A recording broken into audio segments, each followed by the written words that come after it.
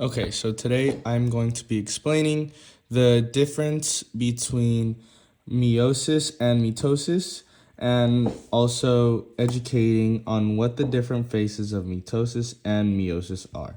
So the first important thing is to know that for this example, we are going to be having 14 chromosomes for meiosis and 8 chromosomes for mitosis.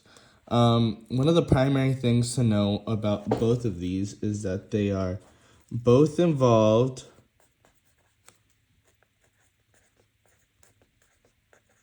in making cells.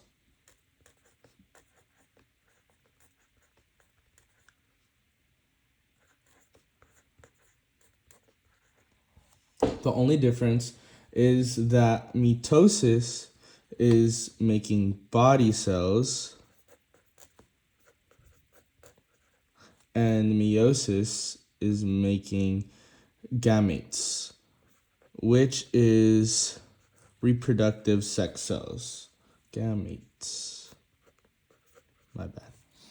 Another thing to know about this problem is that being that what we are working is with chromosomes, we need to know what a chromosome and a chromatid is. So a chromatid right here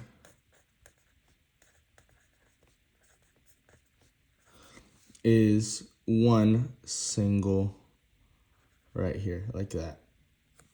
And then a chromosome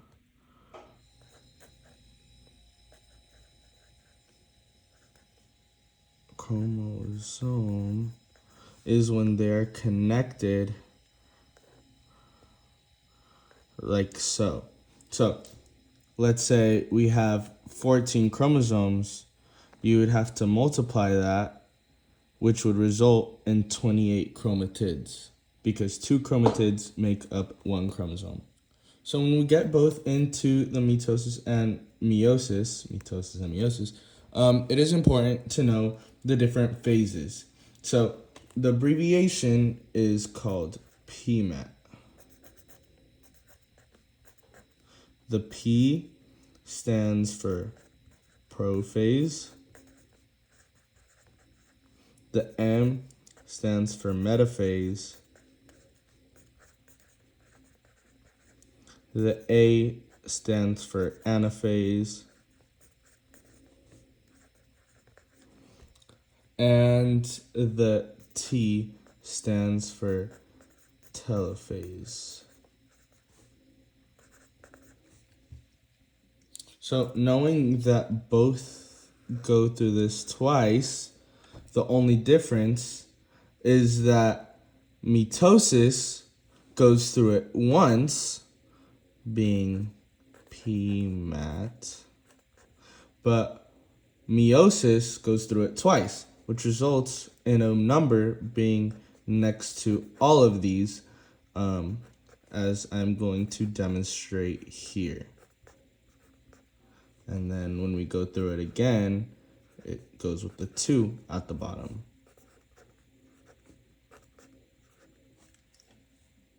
So the first step is obviously prophase.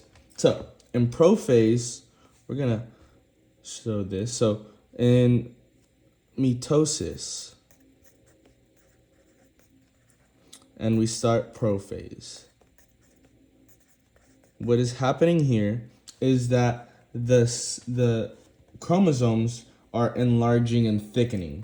So that's the main thing in this. So they are thickening. And in prophase 1 over in meiosis,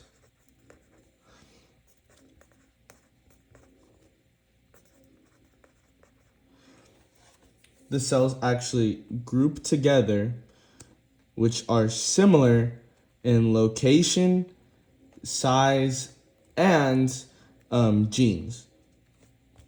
So, group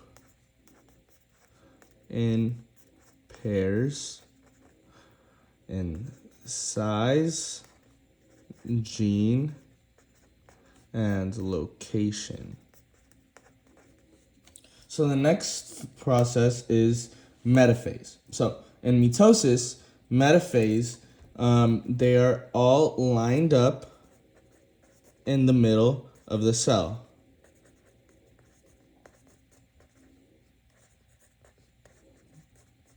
Similarly, in metaphase 1 over in meiosis, they are lined up,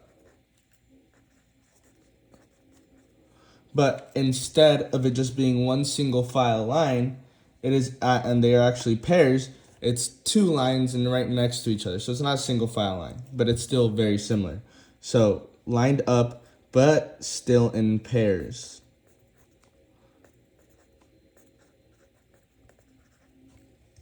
So the next phase is anaphase. So in this, for mitosis, the chromatids are being pulled away because the spindles are moving them to opposite sides of the cells. So, in other words, so chromatids pulled to opposite sides of cell. And this is chromatids because, like we said before, chromatids is singular, not a chromosome, which is together. So the only difference is being that they were already pairs in two different lines. When they pull them away in anaphase 1 over in meiosis, it's the same process, but the only difference is that they are chromosomes, not chromatids.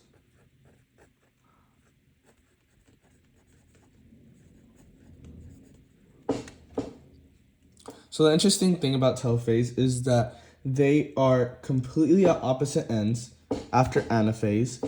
And what they are doing in this step is that they are making new nuclei are being formed on each side to make two new cells. So, opposite ends.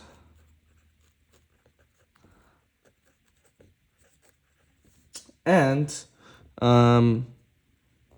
new nuclei and making two new cells. So the next thing that happens after PMAT is complete is cytokinesis. In this, the cytoplasm splits the cytoplasm to complete the division of the cells. And at the end of this, mitosis will be ending with two identical diploid cells. So after this phase, mitosis is completely done. So basically what we're going to put right here is split cytoplasm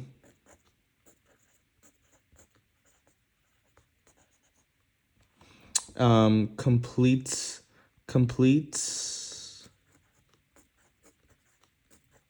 cell division, and then we're going to put right here parentheses mitosis creates two identical diploid cells.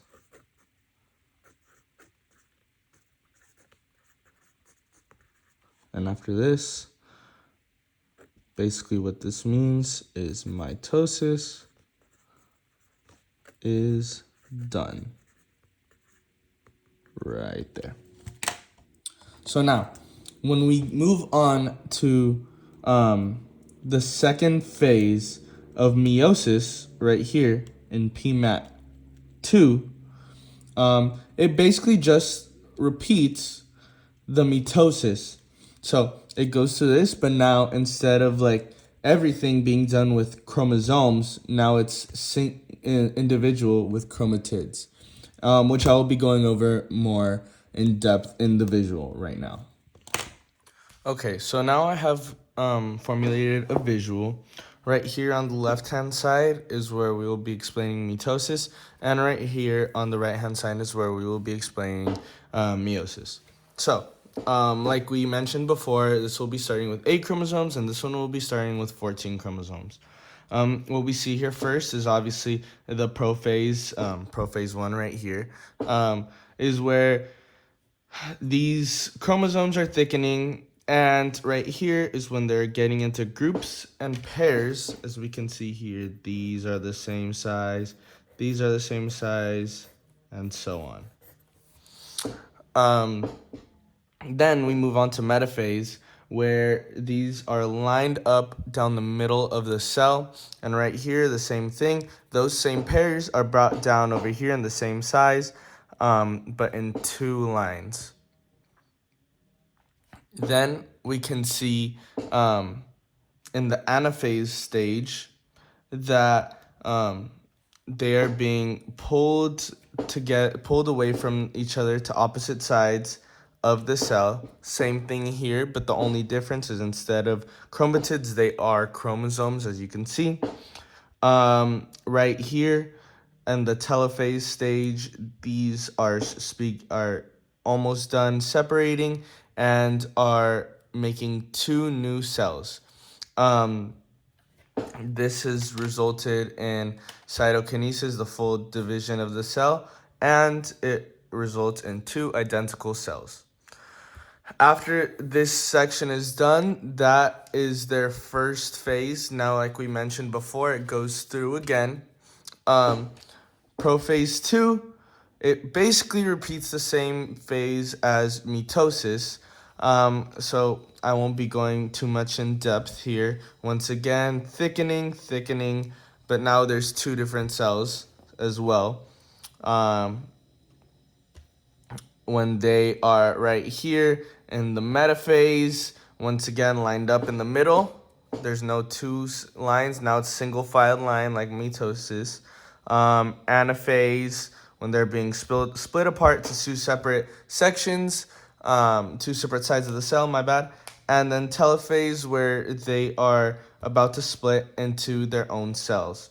So, as you can see, mitosis is left up with 8 chromosomes, and meiosis is left up with 7 chromosomes in each cell.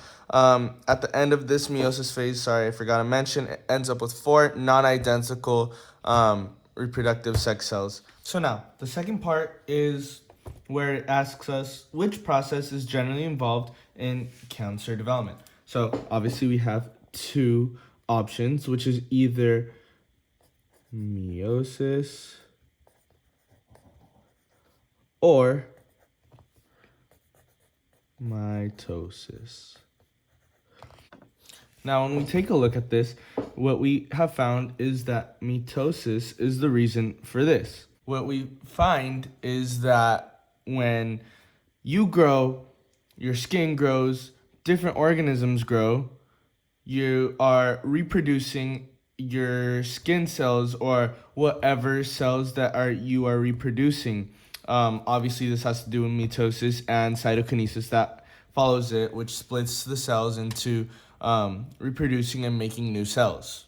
Now, there comes a point that the division of these cells becomes too frequent, which is the cause of cancer. So, basically, we start off that cancer is due to cells that divide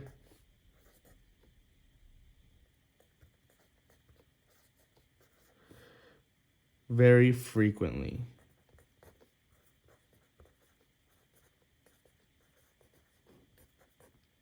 See, so the problem with this is that when they divide too frequently, it causes irregularities. There's no control over it. So right here, we're going to put not regulated.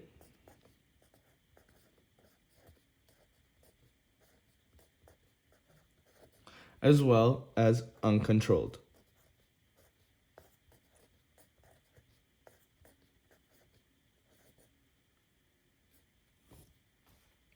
So now we take a deeper dive into cancer and why it's such a problem. So here we are going to put possible problems.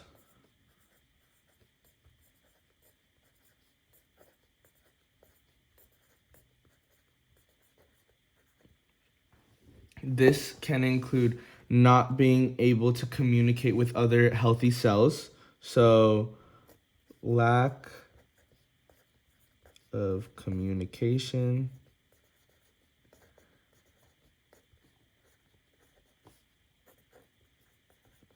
with healthy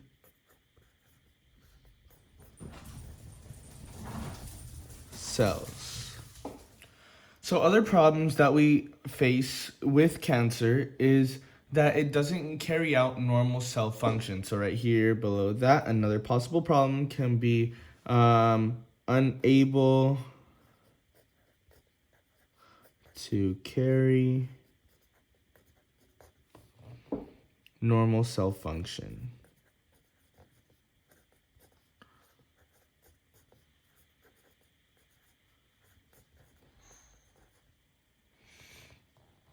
Another problem is that they have the lack sometimes of anchoring down like normal cells. So when a cell reproduces, it generally stays in the same place, which is the purpose of the cell, which is what it's supposed to do, not move around. So not properly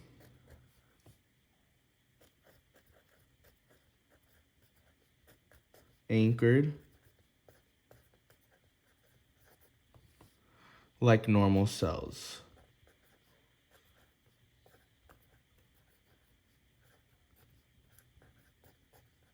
And like we said, this is a problem because it causes them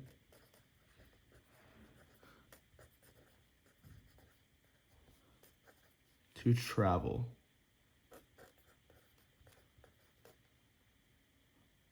So this is a problem because when it travels, it can spread the bad cancer cells to other places by reproducing in other areas of your body. So,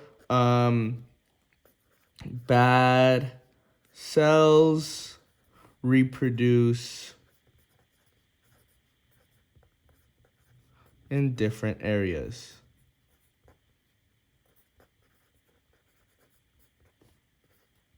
Which is why sometimes when we see the cause of death or passing of some people, it can be because their cancer had spread to different parts, like their brain or other places because of these roaming cells. Another downfall of this cancer is because they have the ability to secrete their own growth hormone.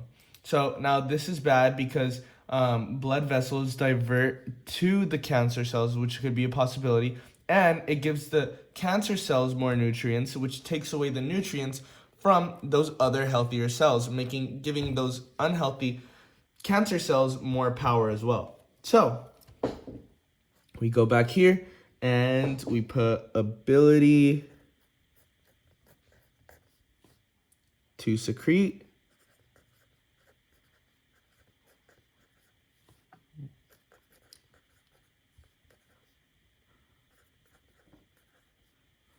growth hormone.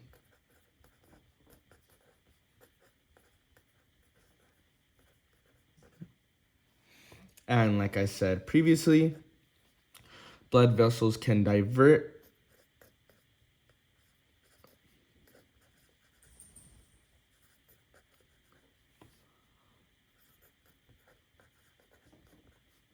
to cancer cells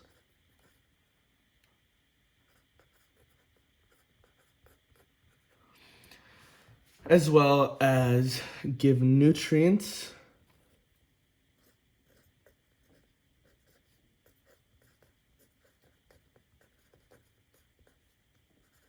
to cancer cells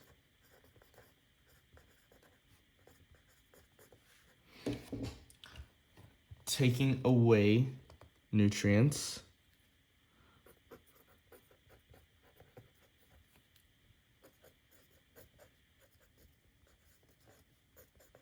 from healthy cells.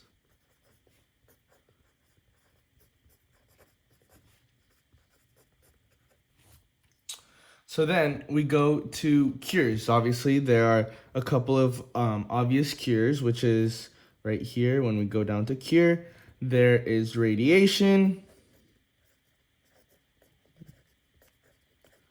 as well as chemotherapy.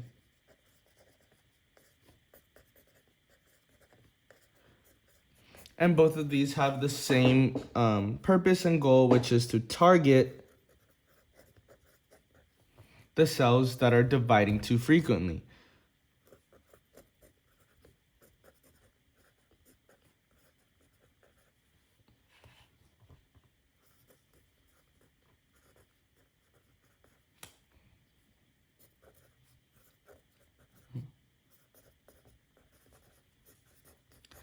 And this last statement right here takes us back to the reason why, because of this frequent reproduction of and division of these cells, the problem and root of this can come from mitosis as well.